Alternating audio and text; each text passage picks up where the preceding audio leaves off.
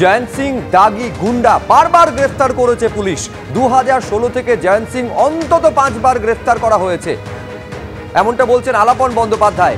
জয়ন্ত সিং এর বিরুদ্ধে একাধিক অভিযোগ রয়েছে বলে জানাচ্ছেন আলাপন বন্দ্যোপাধ্যায়।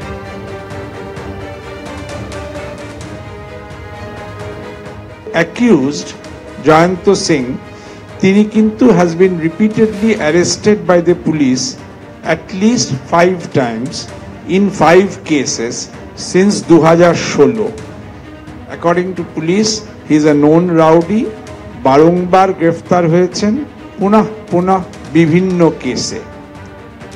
অর্থাৎ এই যে একেবারে দাগি গুন্ডা জয়ন্ত সিং এর এই বিপুল যে পরিমাণে সম্পত্তি, যার হয়তো একটা অংশ আজকে সামনে এসেছে, এই যে অট্টালিকার ছবি আপনারা দেখতে পাচ্ছেন, কার্যত প্রাসাদোপম বাড়ি, 3 তলায় বাড়ি, পুকুরের একটা অংশ বুঝিয়ে তৈরি করা হয়েছে বলে অভিযোগ। এখন প্রশ্ন হচ্ছে, এই জয়ন্ত সিং এর যার কার্যত খাটালের একেবারে পারিবারিক ব্যবসা, সেখান থেকে এই দুধ সাদা অট্টালিকা তৈরির যে আয়ের উৎস কি, এইটা সব থেকে বড় প্রশ্ন হয়ে দাঁড়াচ্ছে।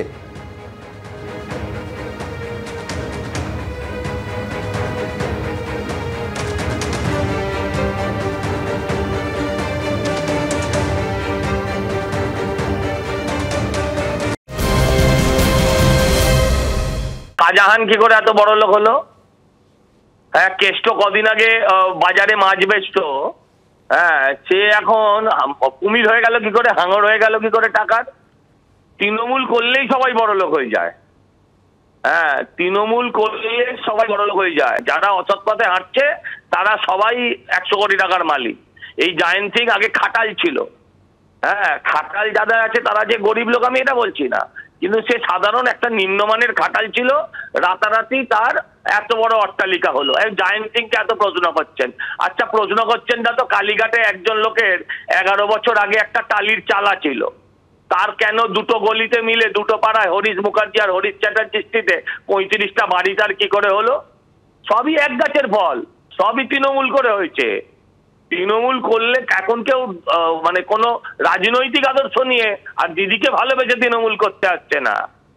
হ্যাঁ, একটাই কারণে তৃণমূল করতে আসছে, সেটা হচ্ছে টাকা, রোজগার, কামাই, তোলাবাজি, সিন্ডিকেট, গরু, কয়লা, বালি, এটাই চলছে।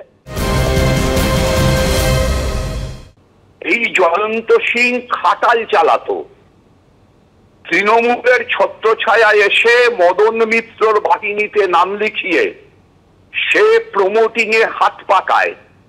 তারপরে তার নিজের সিন্ডিকেট তৈরি করে, জায়েন্ট সিন্ডিকেট।